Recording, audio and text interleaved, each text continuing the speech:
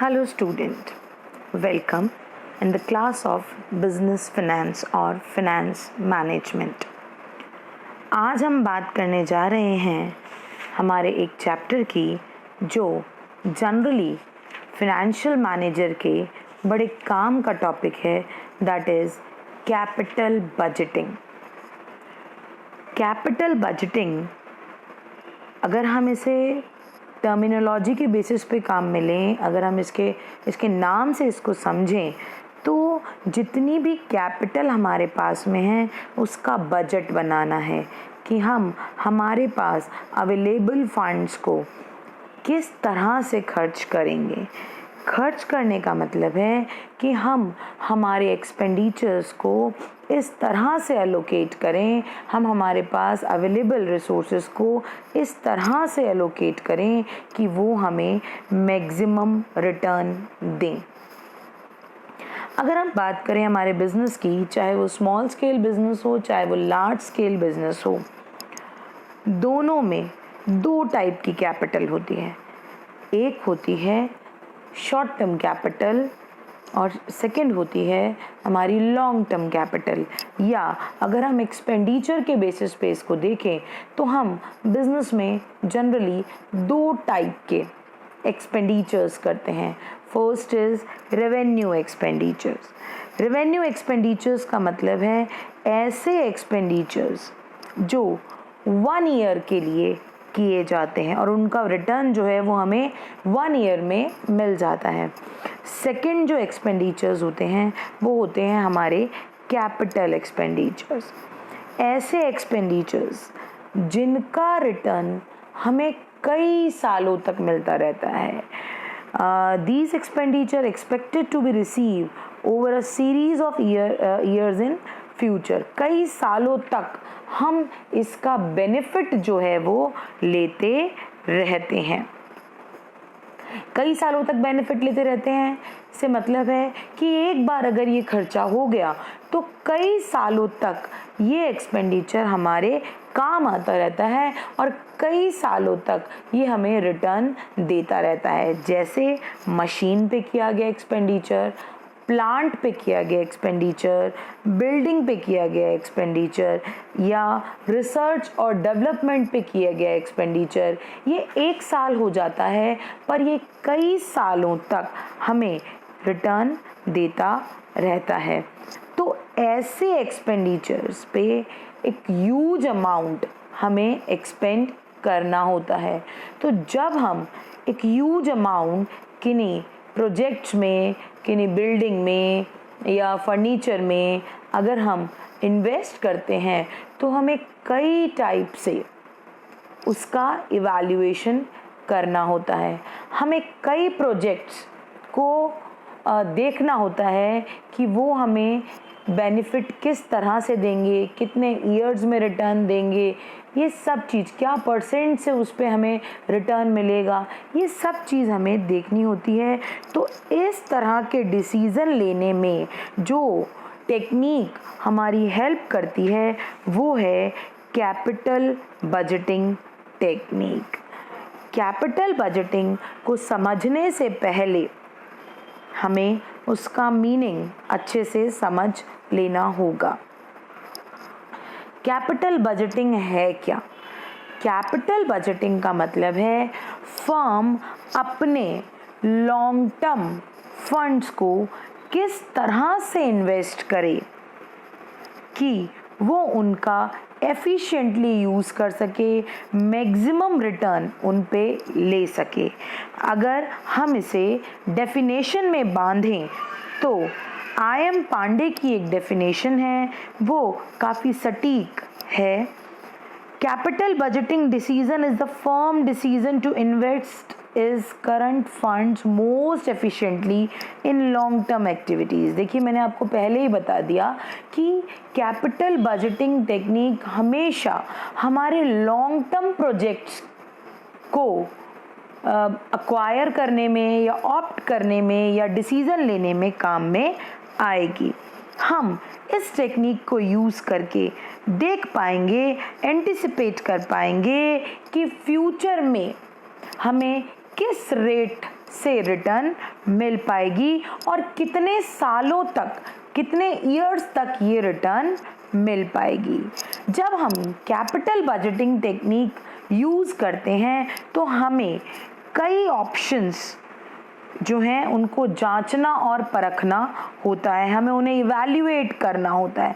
सबसे पहले तो हमें देखते हैं कि इतना पैसा जो फंड्स हमारे पास में है उस फंड में हम किस किस तरह के प्रोजेक्ट्स में पैसा इन्वेस्ट कर सकते हैं। हमारा अगर बजट 5 लाख का है तो हम 5 लाख में क्या कर सकते हैं। 5 लाख में हम एक मशीनरी ले सकते हैं या 5 लाख में हम हमारे प्लांट को एक्सटेंड कर सकते हैं, ये हमें देखना होता है। तो हमें कई तरह के प्रोजेक्ट्स जनरेट करने होते हैं, हमें मार्केट में सर्च करना होता है, रिसर्च करना होता है कि इतने अमाउंट में इस बजट में कौन से प्रोजेक्ट जो हैं वो हमें मिल सकते हैं। फिर हम उन प्रोजेक्ट्स के प्रॉज एंड कॉन्स देखते हैं, प्लस एंड माइनस देखते हैं, क्या बेनिफिट हैं, क्या नेगेटिव पॉइंट्स हैं, और उसके बाद हम उसमें से एक प्रोजेक्ट सिलेक्ट कर लेते हैं। प्रोजेक्ट सिलेक्ट करने के बाद हम उसे अप्लाई करते हैं, हम उसको एग्जीक्यूट करते हैं, और एग्जीक्यूट करने के बाद ये प्रोसेस ख़त्म नहीं होती है।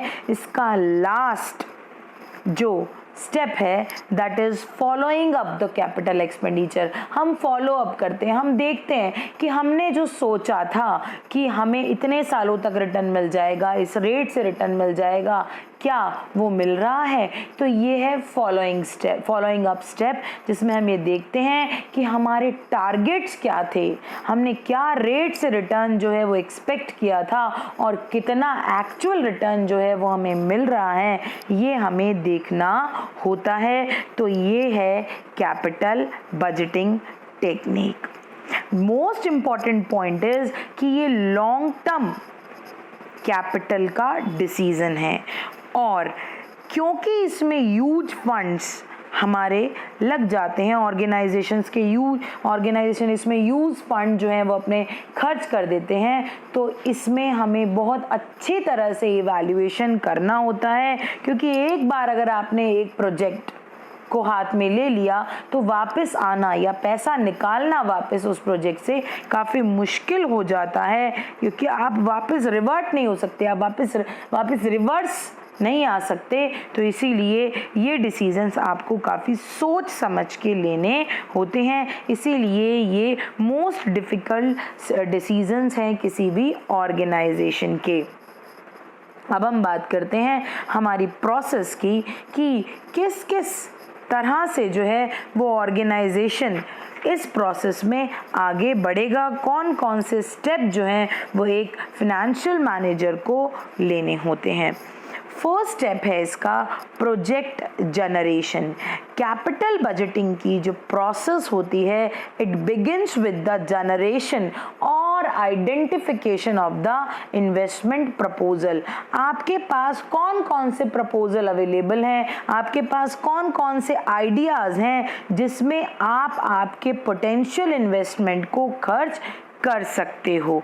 ये प्रोजेक्ट जो हैं वो आपको बाहर भी मिल सकते हैं, विद इन द ऑर्गेनाइजेशन भी मिल सकते हैं, ये आइडियाज़ आपको ऑर्गेनाइजेशन से भी मिल सकते हैं, आपका सेल्स एग्जीक्यूटिव, आपका मार्केटिंग एग्जीक्यूटिव भी आपको ये प्रोजेक्ट्स जनरेट करने में, सर्च करने में मदद करेंगे।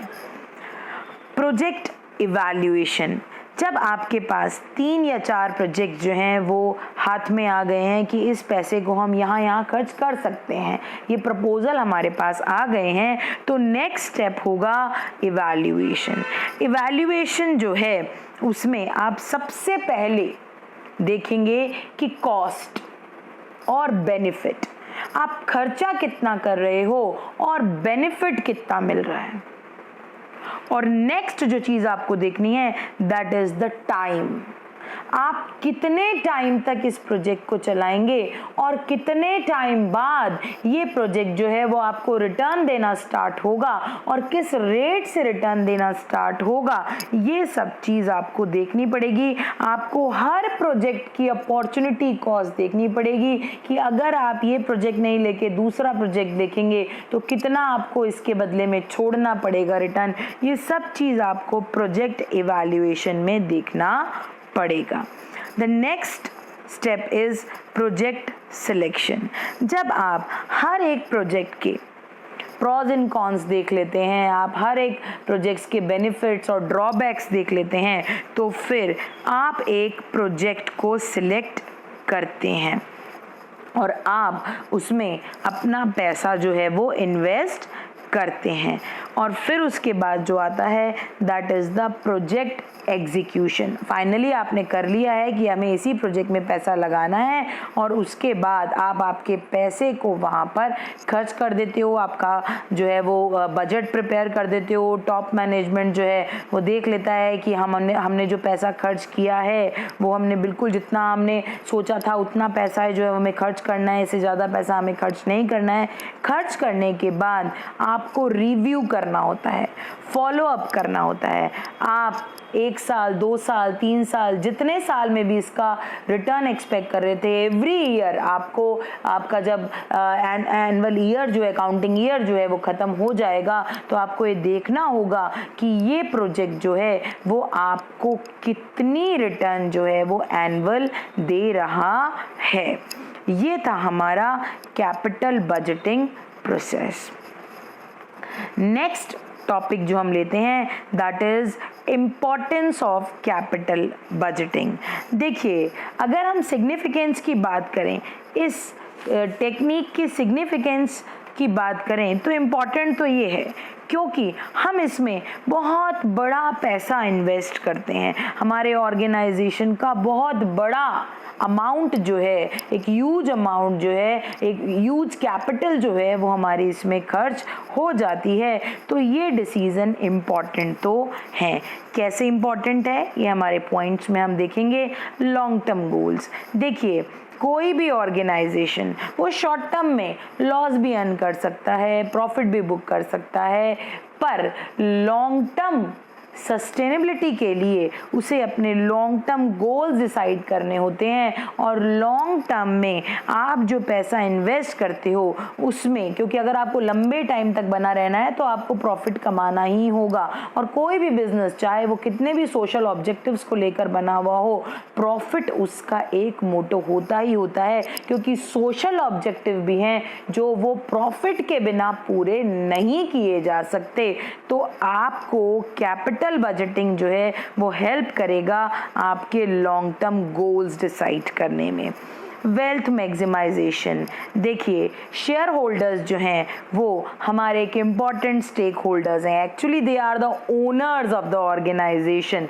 तो आपका जो ऑब्जेक्टिव है वो प्रॉफिट अर्न करना तो है ही है, पर आपको आपके शेयर होल्डर्स की वेल्थ को भी मैक्सिमाइज करना है। जो पैसा उन्होंने आपको दिया है, आपको उनको मैक्सिमम रिटर्न डिविडेंड के फॉर्म में देना है। तो कैपिटल बजटिंग में आप जो प्रोजेक्ट सिलेक्ट करोगे वो जितना आपको रिटर्न देगा वही आपके प्रॉफिट को बढ़ाएगा, वही आपके डिविडेंड को बढ़ाएगा, और वही जो आपके इन्वेस्टर्स हैं उनके विश्वास को आप में बढ़ाएगा। और वो आपको जब भी पैसे की जरूरत होगी वो आपको इन्वेस्टमेंट के फॉर्म में जो है वो आपको कैपिटल प्रोवाइड करेंगे। तो आपका कैपिटल बजटिंग डिसीजन जो है वो आपके शेयर होल्डर की वेल्थ को मैक्सिमाइज करता है।